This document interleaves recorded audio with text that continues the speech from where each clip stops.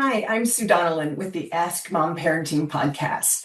And I've been a guest on quite a few podcasts, but this conversation was one I really wanted to share with you. Joy Alfred Brand from Everyday Macaroni somehow got stories out of me that I don't usually tell, including a few funny ones at the end that I'm sure have never left the vault. We talked about my life as a military wife, my unexpected journey into parenting, and how I ended up writing a parenting book and why I became so passionate about understanding child behavior and helping parents get kids to listen in the simplest, most effective ways possible. It's a personal, honest, and a little funny, which is basically how I prefer all of my meaningful conversations to go. I'm happy to share it here on my channel, and I hope you enjoy it.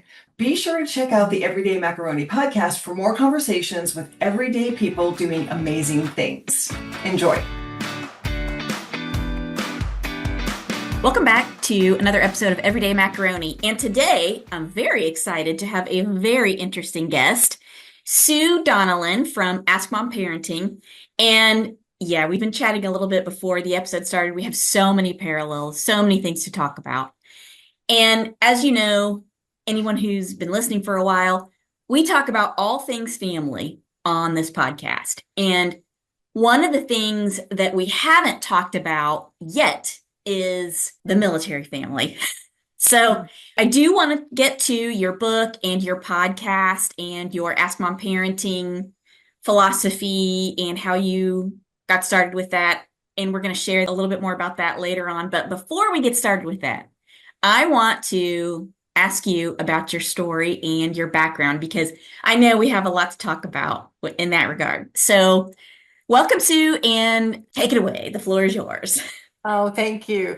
Yes, I'm an entrepreneur. I started my own business in my mid-20s, and I worked from home before that ever really became a thing. So I'm an entrepreneur first, and I run a couple of businesses. And I married a guy in the military. We met in college, and I'm a year older than him in school. So I graduated, moved back to New York, did my whole New York City selling advertising, got a master's, whatever. And he was still in engineering, so he was still in school. And then he had a couple of years of training because he's also a pilot, like you mentioned, your husband. Okay. So he, What branch of the military? Just Air Force. okay. So he flew the A-10s, but he was in a program where he was called a banked pilot at that time. So he didn't immediately get the jet. He had to wait until like an opening became available. And so we ended up getting married and we moved down to Valdosta, Georgia, and he was in security police running that squadron until his training date opened up. Then he left for training and we were long distance pretty much all of our date. We met 2 months before I was going to graduate. And I mean, I knew, I saw him across the hall and said, Deb, there's my husband. Like Right. we're together over 30 years. So when we finally went on our first date, whatever, it was a connection for the ages. We knew, but we probably were in the same town for maybe 2 months. And then I did my thing in New York. He finished his stuff. He went training. Then we got married in Valdosta. We're together for about a year or so. And then he went to 9 months of training. And then we knew that he had to do a remote to Korea for a year. So what we did was I was building my business and, we were probably 27 when we got married. So I'm like, I'm not ready for kids, whatever. So go do your thing. I'll stay here. I'll build my business. And so we were apart about, a year and a half, but we saw each other in between. So anyway, finally, he's a guy that wants kids. And, I was like, meh, I was meh. But anyway, we had our first when we were in Valdosta. And then when it came time for us to try to have our second, I ended up with natural triplets. So two eggs dropped in one Wow. split. That we just, as we have identical boys and a girl, and then our older son. So I went from 1 to 4 kids overnight. And when we moved from Valdosta to Tucson, we thought, okay, he was gone a lot. He was gone the first 6 months of our firstborn's life because he was doing the Iraqi no-fly zone over there. He flies A-10s. And we're like, okay, let's go slow our lives down. We moved to Tucson. He became an instructor. And then we ended up with triplets. So at that time, He decided, I said, I can't run my business and move every 2 years with kids. And Yeah. so he decided to go to the Guard and got hired the week of September 11th, which was so weird because a lot of the guys were going to the airlines and my husband really didn't want to go to the airlines. So we moved to Boise and he flies for the Idaho National Guard. And within 6 months, he was in Iraq. Yeah. So he was gone there, and I've got no friends, no family, four kids under And four, four little kids. Yep. 4, and a business that I'm running. And we had grown to depend on my income. So when we finally moved to Boise, we decided to get the bigger house. We were going to be here, so we had a higher mortgage, whatever. I felt the pressure to be continuing to earn as well. But you know what? It's all behind me now, and I mean, what a great life. Now I've got Well, two sons in. oh, And in the military. So you've got two sons, I've two got of them. two of the sons. One of them flies A-10s and just cross-trained into F-16s. And then I've got another one waiting to go into F-16 training. And our oldest is married and she's an Army nurse and she's due to separate soon. So they'll be together. They understood the time up, but they've been apart for a while as well. And then my other son going into F-16 training is has a girlfriend and he's delicately trying to explain.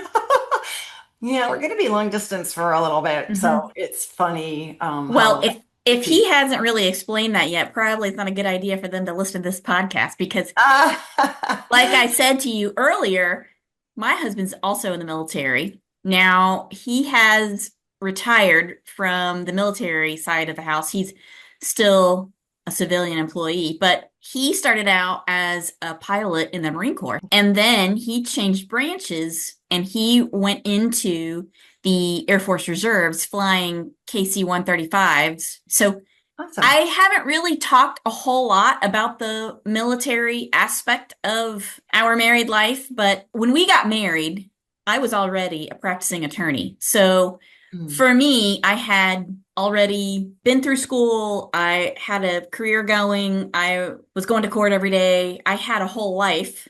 Yeah, And so for me to get married to someone who's in the military, there were a lot of questions I had to answer and a lot of things I had to think about. And a big one is if you are a licensed attorney in one state and you have to move, yeah, you that's know, right.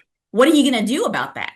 Hmm. And so we got married and I mean, I saw him just like you. I saw him, I knew, oh yeah, I knew it. We were going to get married. I Yeah, knew. You just sometimes know. and Yeah. it's funny because, and I don't want to interrupt you, but I did a lot of dating back in my day. Like, I loved to go out on dates and go to dinner and movies and whatever. And then when I met my husband, I was like, oh, this is what love is. And I also had a point in our relationship where I was like, you're canceling plans. I didn't understand what training meant. I'm like, is this Hmm. what I want? And I had to take some time myself. And then it just hit me like an arrow. Like, love comes around like real, like that. I'm choosing love and the Yes. rest will work out. And sure enough, Right. it did. Yes. I always say, I got lucky in love. I really did. Yep. And I absolutely married the right person and I knew it in that moment. Hmm. And the rest of it was challenging, but we worked it out. And part of the reason it worked out is because he changed branches of service and he went into the Air Force Reserve so he could stay in one place. He could homestead. And so he actually retired from that reserve squadron last year. Oh, great. And we've been lucky in that regard.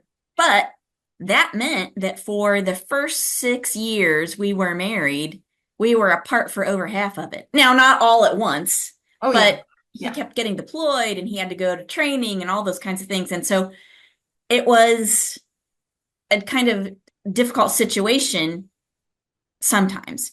I am fortunate that I'm a self-motivated person. I'm very independent. And so for me, I was able to navigate it pretty well. And of course, we are in the digital age. So he was able to call and stay in contact, even though, he was deployed to Iraq and he was in combat zones and things like that. And it was a worrisome thing, but we were able to stay in contact. And so that was a huge help. And one other thing that happened is we were older when we got married. We Mm. were already in our 30s, in our mid 30s. And so, yeah, you got to be in the same zip code to have kids. And I Yeah, told yeah, him yeah. our window of opportunity for that, is very small. And Yeah, it yeah. kind of worked out that we never got to the point where we had children. And that's something that some people find it strange to talk about. But for me, I feel like, well, I'm the youngest of four kids. I had a snootful of kids when I was growing up. Uh, I like kids, but also I watched my parents struggle with the difficulty of managing kids. And I also shared with you earlier one area of the law that I practice a couple of different areas of the law, but my preferred area of practice was bankruptcy. And the reason I was very focused on bankruptcy is because when I was a kid, my family struggled financially. And so my parents filed for bankruptcy and then got divorced shortly thereafter. And so, and a lot of people will tell you, people who are in the legal field, sometimes bankruptcy and family law go hand in hand, you know? And oh, yeah, I bet. yes, I could talk about personal finance all day long, believe me. But that's not what we're here to talk about today. My husband and I, it worked out in such a way that we just never got around to having kids. Mhm. And both of us were kind of like, well, if it happens, okay. If it doesn't, that's okay too. And now that window of opportunity has long since slammed shut. Yeah, yeah. I believe it, things work out as they're meant to. I truly believe that. And I mean, and I know that the universe has a sense of humor because I didn't ever really want kids. And then I ended up with these eggs dropping. And it was like life had, we come here, we're here to go on a journey, we're here to learn certain things. And so I believe that things happen, we always see the wisdom in hindsight. So, Sure, hindsight's know, 2020, sure but is. I have always had a lot of respect for military families and especially military moms because it's one thing to raise a family. That's hard enough on its own. It's another thing entirely to see a mom have to move a family every 2 years or periodically. I have a family member who was in the military and had to move periodically with the whole family. And it was a challenge. And it was especially a challenge for the mom, you know? Oh, yes, it is. Yes. It's difficult. Um, there is a lot of, whenever they were at an event and they say, thank you to the families, I'm always like, I'll take that. Yes, I will take that. My husband was deployed 5 times, and Wow. you For know, like 6 months or more? no, luckily in the Guard, it was like 3 months. Well, the first when Iraq, he was there for 6 months. And that was when we first moved here. But then, even before when we were just patrolling the Iraq no-fly zone, he missed the first 3 months and 3 months, 6 months of our son's first year. And thank God for my parents and my mom. And, we were, of course, the family becomes, we were in active duty, so we had the family away from family, and a lot of the wives, we all Right. really stick together, and it's a beautiful relationship and arrangement that we all have, just that common understanding and looking out for each other, and sharing babysitters and going out and being able to grab a dinner together. I really, I just kind of experienced it day after day because it was completely new to me. I didn't have any information on the military when I married my husband. But now looking back, I'm like, it's a beautiful life. It really was. And also the guys that and the girls that raise their hand to volunteer, these are volunteers. Yes. They're pretty special people.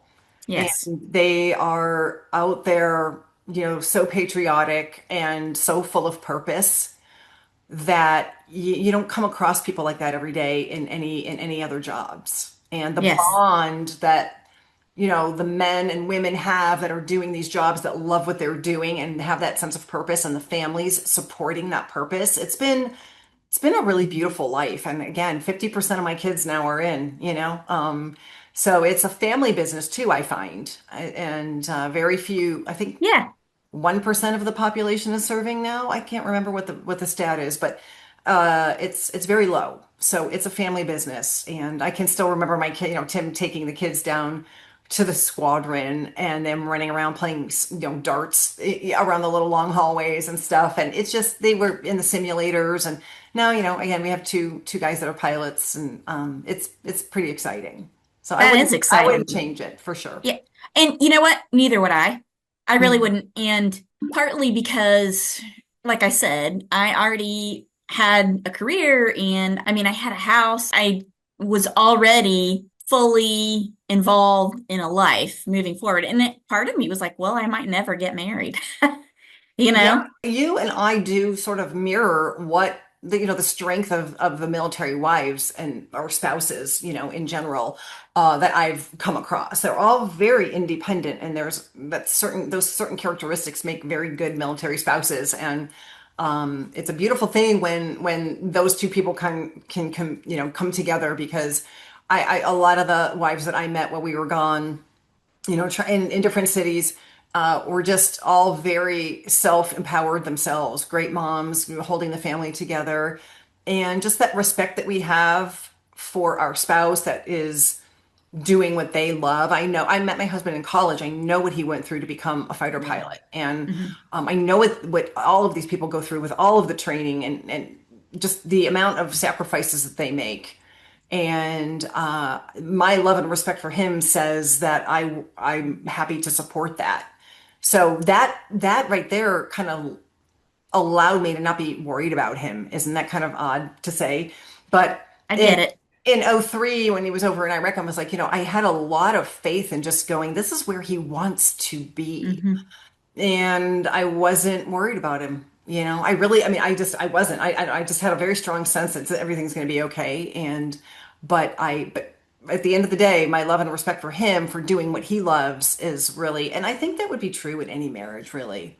You know. Well, I think it can be, but there is something unique about a military marriage. Like part of it is difficult. Like I spent birthdays by myself and that kind of thing. There's part of that that's difficult, but at the same time, you become a very unique kind of team where you support each other in a way that like maybe other people, civilians, might not experience that. And that distance, that separation, sometimes it can be very, very difficult, but also it can be a great thing when they come home and you get to see them and spend time and reforge that bond. It's a beautiful thing. It really is. Yeah. Yeah, yeah, Oh yeah. I agree. And it's funny that not only do I have two boys going in, but my daughter, she's with a guy who has a mechanical engineering degree and decided he wanted to go fly helicopters. So he's in training to go to fly Blackhawks. And so she's now, part of the family, part of the military family as a potential spouse, Spouse. Yeah. supporting him. And she grew up in the life, and she sees that it's just so much fun. There's so much adventure. There's a ton of opportunity. And he in his case, he did the engineering thing for like 6 months and said, God, there's got to be more to life. And he met our older son and did a simulator when he came out to visit my daughter. And I think he just said, oh, this is the art of what's possible. I'm doing it. I'm going to follow my Hmm. dreams. I'm going to do it. So it's exciting. It really is. And every day is different. Every day is exciting. And I'm happy to support that. And I'm really happy for my kids to have seen that their dad went to work loving every single day of work. And Oh they also yeah. saw that I was home working, but I love what I built from scratch, that I'm an entrepreneur. And they're selling books. My daughter is in law school, we were talking about, and she is clerking for a judge. And the judge and her two assistants bought my book. And they're like, well, they loved Kelly so much that they were like, well, yeah, she wrote Aw. a parenting. Yeah. So it's fun. And now they're out there, moving merch. Moving So, merch. yeah. Well, I mean, you can't get better salespeople than that for sure. That's true. That's true. So we didn't have children, and so I think that made my experience as a military spouse. Also, I was older when we Mhm. got married, and so that made my experience as a military spouse quite a bit different from yours. And obviously, your children are older now. Mhm. And you started out as a young entrepreneur, got married, wasn't so sure about having kids, and now here you are writing a book about parenting and you podcasting about it, which I fully support, of course. Yeah. And so I wonder, how did you get to that point? Well, I'm an entrepreneur, like I said, and I'm trained in sales. And as a result of being trained in sales, I lean into the psychology of it all. And I'm about, motivating people. And so I have that bit of knowledge. I'm also, intuitive and didn't really kind of lean into that gift until my kids came along. But I was also able to read people and understand, get how do I get to the behavior and the motivation because I need them to buy, right? Then once we had kids, I was just thrown into the deep end and I didn't understand the psychology of children and I didn't understand that I didn't know that I could just I couldn't tell you to just go put that away and it would work. I had no idea the tremendous amount of finessing and just different knowledge base that I needed. But it turns out that my people skills and my intuitiveness and so forth was really lending itself to this motherhood thing. But that said, I did need help. I was yelling a lot, I and bet. I just didn't. Yeah. I'm busy. Do it because I said, and be happy I asked. Like my oldest is a lot like me, so he never met a really didn't want to break and was testing me all the time and stuff. So I really had to up my game. And we had our kids in Montessori school at the time. And Montessori is all about, personal responsibility and accountability Mhm. and stepping up and independence. And I took a parenting class, and that sort of really pushed me into what was sort of innately comfortable for me, which is like, oh, then okay, when I say it like this, oh, and I understood, I kind of learned those techniques and I was able to apply it to the kids and I was able to put that mirror on myself because the one thing that I teach as a parenting coach and in my workshops is that you, we've been taught for years that we have to if we're getting behavior from our kids that we have to change the child, and that is not correct. We have to change ourselves. And it starts with us looking in the mirror and going, I'm yelling. Why am I yelling? I'm yelling because I was yelled at. And I didn't know any better. I was I, grounded, I was punished, and I was yelled at. So now I'm in this mode and is completely new to me. So now I'm like doing the knee-jerk reactions that, I'm busy and I'm trying to get back to my business and you guys are bugging me, all this whole mentality is what I had to understand the patterns that I had to break. And I had to learn, okay, great. It's good to take accountability and understand that I'm the one yelling and I have to change. But then what else do I do? I can stop yelling, but I still need my kids to do what I'm asking them to do. That's where the Montessori came in. And once I kind of, read the books, I studied behavioral psychology and took many, many classes from them, read several books, and that content kind of dovetailed nicely with my sales skills. And I was able to sort of just take my parenting to the next level. And that included, teaching these kids independence that, something as simple as getting them to make their own lunches at 5. And as crazy as that sounds, they were doing all of this stuff in their classes at 3. They were taking a little piece rug and solving problems. So the kindergartners were teaching the younger 2 and 3 year olds, the preschoolers, how to solve disagreements on the peace rug. They were grinding coffee and they were serving it to their friends, and they were all 4 and 5. And I'm like, why am I packing? So I rearranged my kitchen and I put everything on their level. And I'm like, you're responsible for your bread, your juice, your fruit. I'll cut it up. I'll buy it. And anyway, it really helped me sort of fine tune the systems in my home that created that accountability and responsibility, that independence for my kids. And I just took more and more off my plate. Then we bought them a little pop-up hamper. They were doing their own laundry. We had a little ladder. They had to climb up and put the soap in. And you know what? I mean, what's the harm? You're not going to ruin clothes at 5 and 6. but So they were yeah, learning. sure. I agree with that. And part of that is by virtue of the fact that my parents got divorced when I was 8. My Wow. mother, she worked second shift, and I came home from school. I was by myself. in the Oh, house. And I had to figure out laundry and I had to figure out how to feed myself. My older siblings were off doing their own thing. mm, And so my mother would get home from work at 11 o'clock at night. And oh, she worked 3 to 11. And so there was no opportunity for her to be there to make dinner, work, talk to me about my homework, all those kinds of things. That was something that I had to do, I had to figure out on my own. And we had alarm clocks. And I had to make sure I had clothes for the next day to go to school and all those kinds of things. I remember being 8 and knowing how to run the washing machine, how it worked. And so, and I didn't have a ladder or a stool or anything like that. yeah. I just kind of sorted it out. I remember if I couldn't reach it, I would get a chair and push it up. Yeah.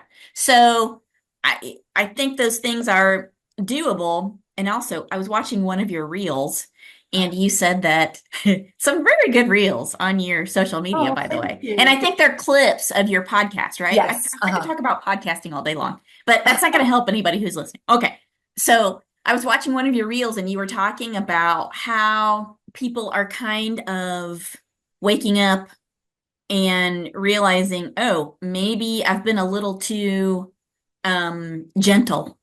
I Yeah. don't know if that's the way to put it, but do you know what I'm talking about? Yeah. Gentle parenting. I did a podcast on the gentle parenting regret. Um, because and life is about the pendulum swinging. We go from one extreme to the other, which is why I like Montessori, because it's very middle of the road. It's empathetic, but yet accountable based.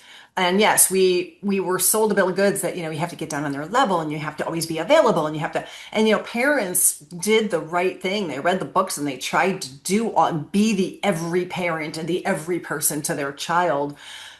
Then fast forward, we've got these preteens and these teens, and we're like, whoa, we were sold a bill of goods. Like, this did not work. My kid is indulged. And we thought we were doing the right thing. But at the end of the day, us as moms, we were exhausted doing that. Did I say it the right way? Did I do it the right? Did I give him as every need covered? Is everything? And, I talk a lot about what we're attaching meaning to everything. And it just is. Sometimes something just is. I don't have to decode all of your feelings. That's a you problem, not a me problem. So a lot of what I teach is very leadership based, and that comes from my business, my entrepreneurial brain and my business brain and my as we were talking earlier, with 4 kids rapidly, 3 coming at one time. I'm like, I can't run my business and take care of all your laundry and do all of it. You're going to have to do some of this stuff on your own, which turned out to be, the productive way and effective way to raise kids who are independent and don't need me for everything.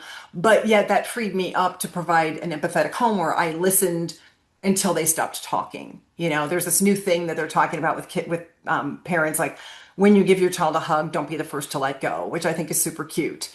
They, especially younger kids, they just want to keep holding you. So like, okay, great, I'll do that. But I'm not going to get down on your level every time and decode all of your feelings and try to make sure that every feeling has a soft landing. That's not how life works. Hmm. Well, again, not being a parent, I don't have a exact frame of reference, but I am out in the world and I Yeah. do interact with young people. And I am surprised at how many young people can't write a check.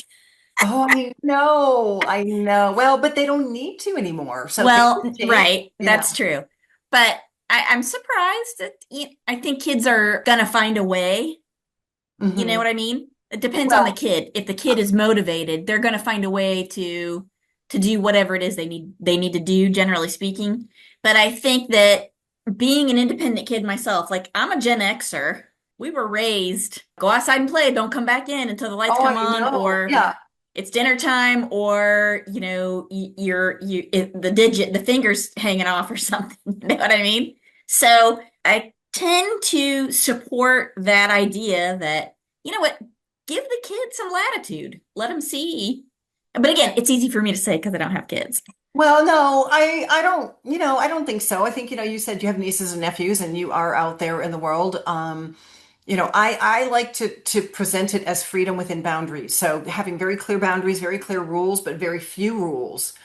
And those are rules that I stick to because consistency is one of the number one ways to give your kids confidence is to say something, back it up with action, and mean it consistently. Because now your kid knows, like I can predict how she's going to respond. I can predict when I need to be, I can predict that's my security. And I think that it's important to be able to have those types of rules and have the freedom and the safety net within there for them to experiment with their own choices while we sort of Yeah. detach with intention and go, oh, how's that going to work out for you? Let's watch, let's see. So there's a way to split the difference. I think the gentle parenting idea is about the soft landings and about the decoding every feeling. And I don't think that that's a necessary or even productive way of raising kids. It's suffocating for the child, and it creates that anxiety. Like there's that book that's the anxiety generation, and he talks all about that. Hmm. Now that I don't know, I don't have a connection with that. What are you talking about? Well, I'm talking about when parents are doing that hovering type of parenting and they're solving every need and they're giving their kids a way to, like I said, have that soft landing with all the problems solved and like making sure that, oh, well, it's okay. We're going to make it better. We're going to make it, but when you start parenting like that, it's very tedious for parents. It's a very time consuming and it's a drain for us as parents. Hmm. I And can what see that that, yes. and what it does to the child is makes them nervous about everything. Like, oh my, So why do you mean, what do you mean makes them nervous? it's when the parent is coming in and solving everything and making a big deal about every feeling, it amplifies the feeling for the child. Ah, And it's I can see amplified. that. Oh, she's making a big deal about my feeling. Like it's kind of like if a little kid trips and falls, I'm gonna go, it's okay, yay, yeah, get up, you're good. Whereas like, oh, are you okay? Your knees, like every little feeling is analyzed, every little feeling is tended to, and we're attaching meaning to everything, and that's what's going on through social media and through all of the different memes and all the stuff. It's like we just don't have the capacity as humans to care about every feeling. But when we're Yeah. raising kids with that mentality, it makes them worry about every feeling. And it then creates this anxiety within them, and they're not solving anything. So now they feel like they can't solve anything because their mom or dad is there solving it for them. It creates anxiety in the Hmm. child.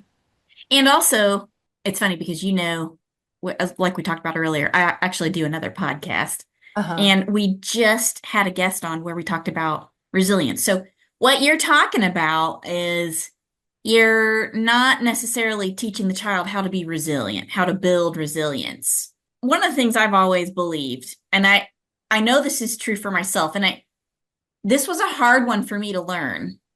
It was a really hard one for me to learn. It took me a few tries to get into law school. And Oh, I always knew like I'm smart enough, that's fine, but I was not a great test taker. yeah. So it took me a while to learn how to take all the tests I needed to take and Mhm. do well and get accepted into law school. My grades were good enough. My test taking ability needed some work. So, Yeah. but if you don't have that ability to be resilient, and I felt like at the time, well, I don't have any other option. I know I have to go to school. Like I knew when I graduated from college, like, yeah, nobody's going to pay me more than $10 an hour for anything really. I was a professional student basically. I mean, I could wait tables, but that was about it. So I knew that I had planned actually from the beginning. I always knew I was going to law school. And so I knew, okay, my next course of action was to take all the tests I needed, put my applications together, and apply to law schools. Well, I my first go round, I applied to three, and I didn't even get waitlisted. I Oh, didn't get. I was like, nope, thank you. We've got plenty. Thanks, but no thanks, right? And so I had a moment there where I was like, uh-oh, yeah, you had I to dig deep. You had to find out what are you made of and how you're much do right. I believe in myself. And you I didn't have thought anybody there to help you, split hairs over how you felt about it and how it doesn't do any good. It's not a productive exercise, and it's draining, and it's difficult as a parent to absorb all of that. And yeah, you had to step up and go, what am Sure. I made of? And Well, if I don't believe in myself, who else will? right. And you are gonna fail. Like Yeah. there Oh, are gonna be yeah. points in your life where if you make it from 5 to 95, you're gonna fail at something. And Hmm. so you have to have that ability to say, okay, well, I failed at that, but I got to figure something else out. That can't be part of your identity. That's just something you have to manage and you've got to try again, right? Hmm. So I totally I understand where you're going with that. Okay, so how did that translate into a book? Well, after I got done, my oldest was like 5 when I took my first parenting class, and I was like, oh wow, this is again, my business brain was wrapping its head around the structure of this Montessori system and the way that we were approaching them and our communication style. I was like, okay, I really took to it. Then I took some more behavioral psychology and so forth for a couple of years, and what I was doing and the changes I was making was really working. And we would get a lot of compliments on the kids. We'd go out to dinner and people would groan like, oh, a Here comes family four of kids. all these little kids. And we actually had one guy come up and say, it's illegal to drug your kids, right? Like they were so good. And I wanted to say, yeah, I saw you roll your eyes when we sat down, but Yeah. so it was working. And anyway, friends of family and friends and were like, hey, what did you do here? And how did this work? And so I started coaching on the side and helping people in any way that I could because I had done all the reading and I was experimenting in my own little, 4 kids. So as a result, as the kids, became 10 and into teenage years, I really had this lockdown. I really was like, okay, I'm singing here. Like I've got the things to say. I know I've got the structure. It's working. And by the time the kids got to be teenagers, I started seeing that the tendency so I had already baked in all of this independence and resilience, okay, from like, 5 to 10. Doing laundry, doing their lunches, yeah, out mowing the lawns, speaking to me about everything because I will talk about anything and the kids, we had that connection. I have a thing that I talk about like not being about being shock proof. So whenever they talk to you, never react. So they'll keep telling you. By the time the kids got to be about 13, I started seeing that the parents of their friends started exercising fear and control. So as soon as the kids got to get like what society says is independence, is they're staying up later, they're going out and staying at friends longer, Hmm. they're going to start to drive soon. The parents reacted with fear and control. You're not doing this. Oh, you did this and that was wrong, and I'm taking the keys. You're grounded. They started doing all this restrictive stuff, while I was like letting even more go because I could. And I'm not saying my kids were perfect. No, my kids had normal childhood experiences, but they knew, the freedom within the boundaries. They could self-correct or, we could talk about it. I didn't have to ground. I could have a conversation with them. And so at that time I realized, I've got to get a book out there. I felt really compelled that so many of these kids hated their parents, didn't Hmm. respect them, didn't want to hear from them. They were tuning them out. All the common things that we talk about with teens, I was not experiencing.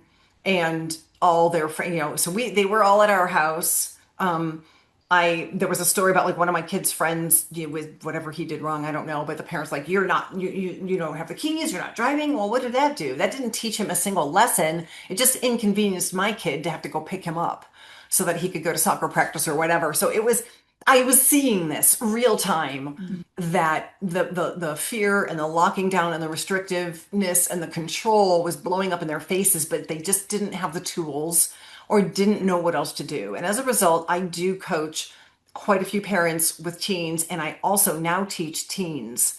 And it's been The really, kids themselves. yes, I've got a couple of teens that I work with that I love it.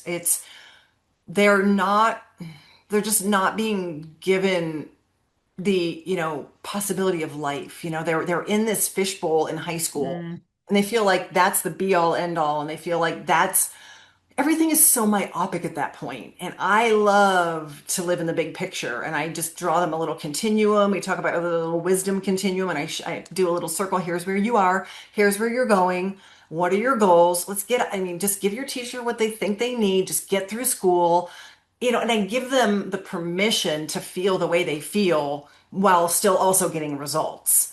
And the biggest thing is parents really drilling down on grades. And it's like, stop. That's their deal. Do not get involved in grades. What you can get involved with is investing in them and getting a resume together, getting them a job, getting them into a sport, giving them life skills. And that's where I really love to focus some of my coaching and my workshops is on how to put life skills into kids. Like you said, they can't write a checkbook. They can't write a check. Right. They also don't know their address. They can't fill out a letter. They don't. Really? Oh, no, no, no. They don't know how to address an envelope. And that's not the kid's fault. That's not maybe the parents, but schools just aren't teaching life skills. Gee, I don't know. Do you remember learning how to I don't know if I remember where I learned that. Like, Well, our lives were so simple back then that all we ever could do is fill out an envelope. well, that's true. And so I think that's just something that we saw our parents do, and we just, I know my mom taught me. My mom and dad, but my mom was home and taught me. I mean, she made me wise beyond my years. And yes, while she did yell at me and control me and punish me, she did the best she could. I mean, I can look back now and go, Yeah. okay, she did what she needed. Same. It's not, it's so not an issue. But at the time, it's an issue because you're being yelled at and you feel worthless. And also her grounding me just made me like lie even better. I was like, I'm just gonna lie to you so you don't catch me. It created all this unnecessary strife that if you just learn the tools, that I show you how to use, you don't have to have all that. We can sidestep all of those power struggles because there is a better way. But these days, nobody really needs to learn. They're just emailing or they're texting. That's true. But Yeah. those rare moments that you do have to fill out an envelope, they don't know how to do it. hmm Now, one thing I've also noticed is kids these days don't want to drive. I know. What is that? I couldn't wait to I get my don't know. Like, freedom. I could Oh, not wait to drive. what is that? For Is me, it was total independence. Oh, I, I I could couldn't. get a job. I could go be with my friends. I Oh could my go to gosh. movies, whatever. I wanted to drive. I Yeah. don't know what that is other than maybe just a lack of confidence in the child. I don't know, but you're right, it's a thing. Um, I've yeah, been just blown away by that, how I kids know. just don't want to drive. I just, and maybe even they're funny about getting jobs too. Like certain kind of jobs, okay, and they're getting jobs older. Like when I was probably 12, I was babysitting. Yeah, yeah, yeah, we did. Life is different. I try really hard not to make comparisons because I remember when I was growing up, my grandma was like, "Oh, the sky is falling. I would never want to raise a kid today." And then my mom got older and she was like, "The sky is falling. I would never want to, kids these days." I work really, really hard to not put myself in that box because things are just different now. So I'm adapting and my kids are really great about teaching me how to do that and all the new apps and creating a podcast is something I never thought I'd be doing, and I'm learning YouTube. I'm doing all of these things that I'm pushing myself into to learning at my age. And like I said, I'm embracing the kids and their technology and what that means. So I'm trying not to put kids today in a box. I understand things are different, and sometimes that's all it is. It's just different. It doesn't have to mean anything. However, you know, yeah, kids need to get out and make their own money.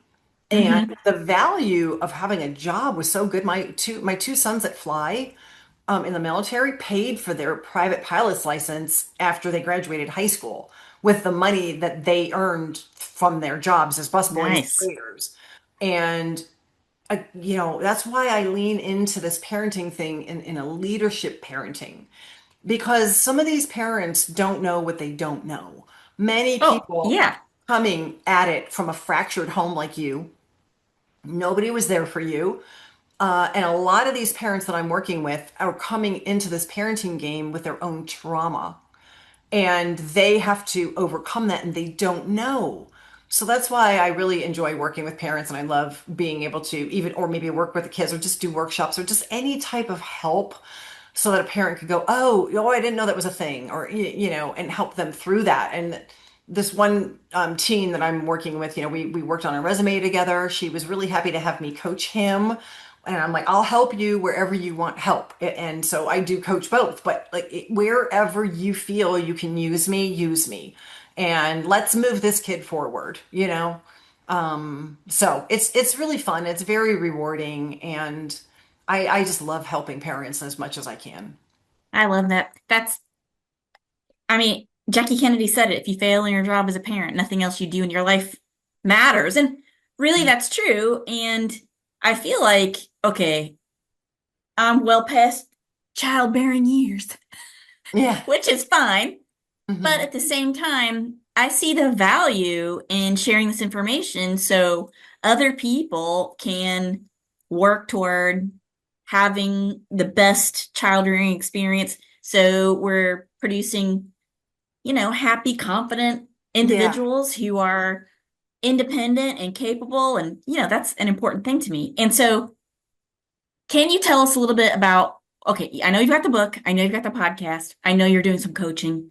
Hmm. What is your platform? Like, what kinds of things do you offer, and where can people find you? Well, the company is Ask Mom Parenting. So that's the website.com, and that's on Facebook, and that's on Instagram, Ask Mom Parenting, and that's also the podcast name. So what I do is I offer workshops, and I do a lot of local as well, but I'll do any one-on-one coaching. You can get on my calendar and we can do one-on-one, and or I've got the podcast on YouTube and on any streaming sites, Apple, Spotify, all of those places.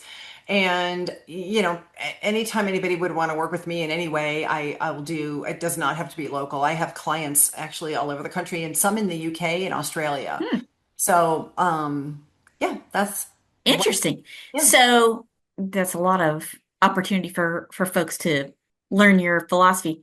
Now, how did you come about the podcasting piece of it? How did you decide to start a podcast? Well, that was interesting. I actually did someone else's podcast, and she owns a radio, like a mom radio something. She's been doing it for 10 years, and she was starting to offer her platform to other small niche companies. And she and we had a really great podcast together. And she said, hey, you would really be good. Hmm. I don't have anybody doing parenting. I have a lot of, self-empowerment type podcasts and things. She says, I would love to have you think about doing that. And so I was like, well, it was a great way for me to test the waters and see what this podcasting thing really meant, or, do I have it in me? And we did that for about 6 months. And she said, whenever you're ready to go out on your own, just go out on your own. Just do whatever feels right for you. And after about 6 months, I thought, well, I would like to be able to put some of these up on YouTube and grow my own content. And that was about 8 months ago, maybe. So I'm not even sure if I've done this a full year. I might be at I think a year would be June. So that's how I kind of dipped my toe in and just sort of tested it out to see. But it's been a lot of fun. I work hard on the scripts and really try. Also, it's a scripted podcast. Oh, well, when I mean, I say script, but I'm giving a Your lot. outlines and things. Yeah, I've got an outline so that I can Okay. kind of keep myself honest. Otherwise, I'll be, going off on a tangent. And then I do it all the time. it's important to me that if you're going to listen, that you're going to come away with something you can try that night to move the needle in your home, so that you can go, that's an interesting idea. Let me try that. I really try to be action oriented and not waste people's time. So that we can pick a specific topic, like sibling fights was my last one, or ADHD or gentle parenting, and try to be as specific as possible and helpful as possible. That's great because, again, I feel like any opportunity we have to encourage confident, healthy, stable, independent kids out in the world. And also, not for nothing, but I was watching some of your reels and I really feel like a lot of this information can be applied to adults. It's funny you say that, because my my husband is now up, he's not flying anymore. He runs the Idaho Guard now and is the Army and the Air Guard here. And after read my book, he was like, he said he says this, so I'm quoting him, and I don't mean to sound bragging, but he said he's learned a lot of leadership from me in the way I run my business and the way I ran the home and the way that I parented. He's really the one that leaned into the leadership idea and said that my book was very much about leadership and that it's about your relationship with anyone. So a lot of the way that I approach raising children is very about the self-empowerment, and it's going, like I have a magic mantra that's called I'm only in charge of me, I'm not in charge of you. And that's about me detaching and letting go of my responsibility of your choices, your ideas, where we get ourselves into drama and So good. Yeah. we insert ourselves in places. But you can imagine that we do that with our kids. It's so difficult with your kids because they need you for everything up until the fact that they don't want you. So you go from mommy to mom to who the hell is this person? Get away from me. You're embarrassing. It's this whole iteration. It doesn't happen overnight. You have to be able to zoom out and go, all right, they are ready for a not black and white conversation. They're ready for the gray conversation now. There's nuance. And it's a very difficult thing, but you're right that a lot of what we learn in the book or in the parenting strategies that I teach are applicable with work relationships, friends, spouses, all of that. Well, really, what it boils down to is you're talking about learning self-control. Okay, I like that. And that is not the easiest thing for people to do. And I used to say this when I was doing personal finance content. The Mm, most expensive thing you'll ever do in your life is fail to learn self-control. mm.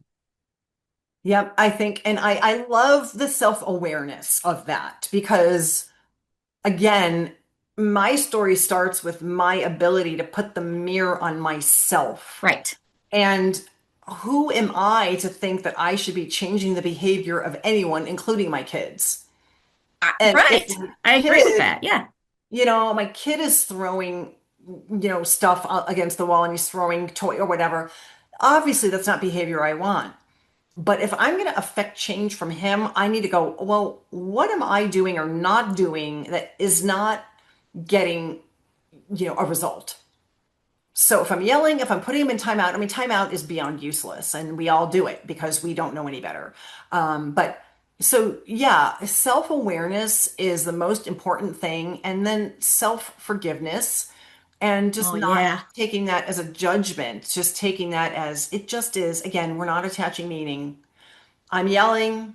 I was yelled at. Doesn't have to mean anything. What do I need to do now? Okay, so I was joking like on some of my workshops that I would just be handing out a little mirror and I'd be like, or now we just use our phone. Like here. Do you want better kids? All right, put your flip your camera around and look at yourself because it starts with us, and we can't really change anyone else until we change ourselves. And it's not shaming parents, it's empowering parents. It's about you learning, how to show up differently to get a different result. Oh, yeah. I love that. Yeah. That's good stuff right there. Uh, Thank you. I appreciate that. And you're right. For personal finance, that's very, very applicable. Yes, for sure. And, again, if you can master that skill, you can really make strides in every area of your life, not just personal finance, but also, with your children, in personal relationships, etc. Okay, so part of the idea behind Everyday Macaroni is we tell stories and we like to communicate information through storytelling. So, do you have any funny stories you want to share about your parenting hijinks? Oh, wow. Like a funny story, just an unrelated, like a funny kid story, or let's see. I mean, I have a couple of funny ones. One of them I'm thinking about is slightly, well, it's hilarious, slightly inappropriate, but hilarious. But um, We're okay with I have slightly inappropriate. I That's have a okay. couple. I have a couple. I have a couple. Okay. There's three stories. One of them is my daughter. I grew up in the '80s, and when I got my first job, I went to Benetton. Remember that store with Oh, all the yes, love high end? Benetton. Oh, I know. Yeah, we had a beautiful Benetton sweater, and I was like, I put on my Benetton sweater that day, and I'm like, I'm rocking. My mom, my daughter goes, Mom, can I borrow your sweater tomorrow? And I'm thinking, this fabulous thing is crossing generations. And she then followed up with, it's ugly sweater day tomorrow. Oh, Oh no, it was no. hilarious. It was hilarious. Then another story is that I don't really drink. Okay. I mean, I just don't, I've never acquired a taste for it. But at Christmas every year, we would trim the tree and I would have Baileys on ice, my treat. But I was always like, I don't drink. My husband was having his beer. I was never like, don't drink, it's bad. But kids are black and white. You Right. can't drink, you're a child. And I just never did. Then when my daughter was about 10 or 11, she discovered that that was alcohol in my cup. And she said she shot at me, and she's the one in law school, okay? She's like, there goes my role model for not drinking. And I was like, I have one sip of Bailey's a year, and At Dad, Christmas. they're knocking back beers, and I there go, so if we're going to tell a story about that, the lesson in that, and I didn't get mad at her, that told me she was ready for the gray. She was ready for the nuance because at some point kids were like, okay, drinking bad, good, no, good, no is good. Then she wakes up one day and says, there goes my role model. I'm like, okay, she's ready to understand that life is not black and white. And again, she's very righteous, and that's why she's in law school. I um, mean, you and know, then the funny story, so um good for her. You tell her I said good for her. I know, yeah, she's very honorable. She's definitely someone you want as a lawyer. She's a Yeah. very honorable girl.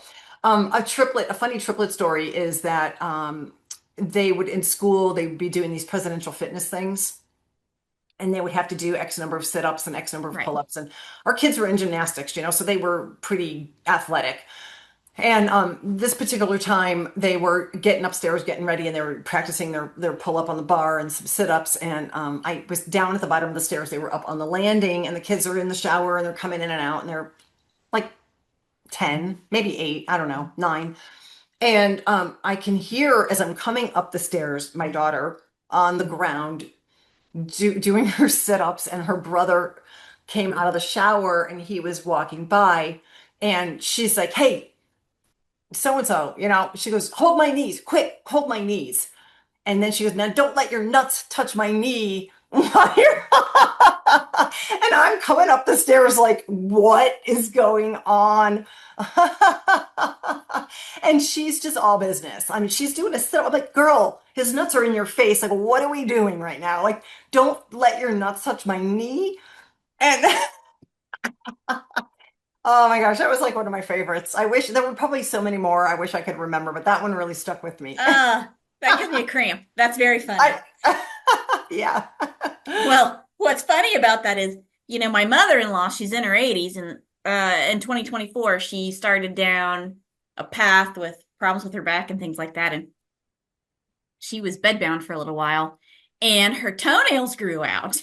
Oh, And she kept saying to me, I need you to help me cut my toenails. They're getting too long.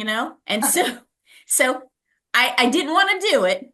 I didn't, yeah, I did not want to do it. I'm Let's just sure put you that did on the not. record right now, okay? Yeah. But she harangued me to the point where I said, okay, fine, go take your shower. And when you come out of the shower, when the toenails are, wet and like Yeah, soft and yeah, and warm. pliable, Yeah. uh, you know, I'll cut the toenails. She comes out of the shower and, I she's don't like, know. okay, get down there and cut my toenails. And I say, well, first of all, you got to put some pants on, like Oh, God. you got to put some pants on. Okay. Oh, God. Because she was Oh, like a God. little wet baby seal, you know? Oh, my And, gosh. Oh, and then, you sit down and then I'll cut your toenails, right? Because she had to sit down. She couldn't, So yeah, I feel the pain, yeah, you you know? feel it. Yeah, yeah, yeah, yeah. That's so funny. Oh, Don't my let your gosh. nuts Yeah. touch my knees. Oh, my. Yeah, I know. Don't let your, I mean, she said nuts too. And she's like, and I came up around the corner. I'm like, Kelly, your face is in his, like, what do we, every time you sit up, his nuts, what do you mean don't let my, I got you. I got you. I said to her brother, you're released. I got your feet, girl. We're moving on. Uh, It's hysterical. oh, yeah. Okay. Oh, okay. That was great. That was great. Well, Sue, I did want to, I know you've got more stories. I know you do. Yeah, I'd have to know dig deep. Yep, I'd have to remind myself, but yes, I'm sure we do. Yeah, well, later on, you're going to be sitting there and oh, I should have told this story. So thank you so much for coming on and for sharing your philosophy and for your stories and all of the work that you're doing. I really appreciate that. And I'm going to make sure to include all of your links and information in the notes of this episode. So anyone who's looking for a great parenting book or access to resources to help in your parenting philosophy or It's skill set. also a good gift. I mean, if you're listening and you're out beyond the kids phase, but you've got, a grandchild or you've got anybody, and the title of the book makes it a very good gift. Yes. Well, yes, absolutely. Yes, it does. Secrets to parenting without giving an F. Yes. Yes, Yeah. yes. We're a little off color here, but we're not that off color. Yeah. So please go check out all of this information and also give Sue a follow on social media because her content's really good. Thank you, And Joy. I want to say also thank you all and your whole family for your service because Thank you. you're And you continuing as to well. serve. You Yes. as well. It's a sacrifice, but it's been worth it. Thank you so much. Thank you for Okay. being here and for the wonderful chat. And hopefully we'll be hearing from you again soon. Sounds good. All right. For now, Thank you. thanks everyone for listening. Make sure to give this video a like, a share, and subscribe. And we'll see you in the next one. Bye-bye.